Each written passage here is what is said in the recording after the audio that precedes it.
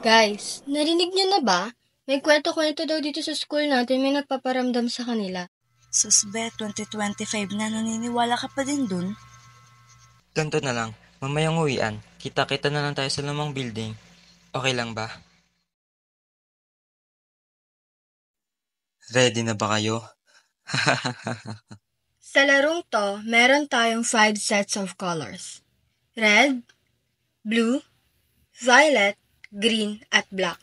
Sa bawat crayons na mabubunot nyo, may katumbas na consequence.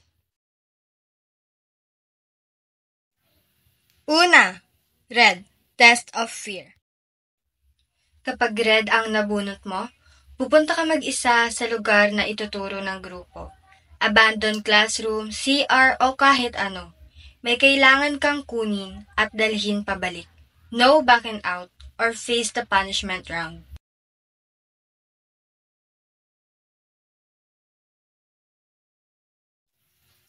Next, black. Rule of silence. Sa black, tatahimik ka hanggang matapos ang round. Kahit anong tanong, kahit anong sigaw, bawal magsalita. Magsalita ka, may consequence.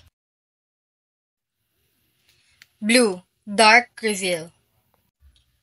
Kailangan mong ikwento ang isang creepy experience mo sa school. Totoo man o gawa-gawa. Pero kailangan nilang maniwala. Kung hindi, may trust test ka. Do something while blindfolded. Violet switch. Palit kayo ng pwesto ng kahit sino sa group. Lahat ng susunod na dare, ikaw ang gagawa sa halip ng original na napili. No refusal allowed. At panghuli, green. Cold pass. Ligtas ka for this round. Pero may catch. Isang tanong ang ibabato sa'yo at dapat mong sagutin lahat. If you lie or refuse, automatic ka sa next task. No drawing. Handa na ba kayo? Game.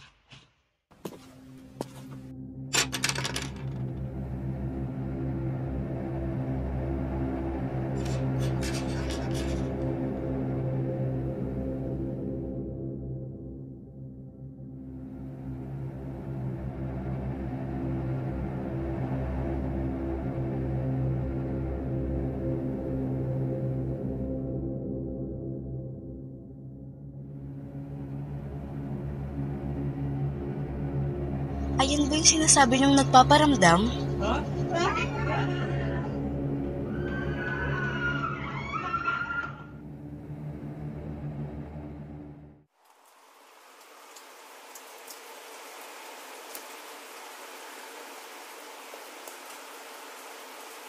Guys, parang hindi ko mapakali kasi alam niyo yun, parang may sumusunod sa atin pa uwi.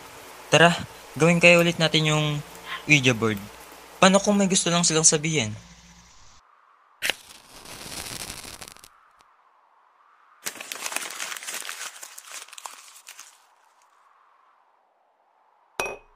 Handa na ba kayo?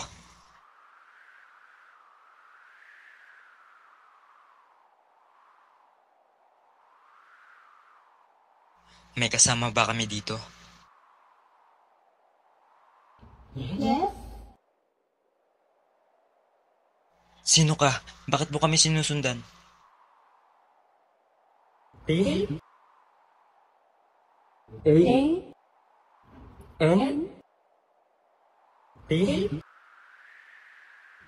N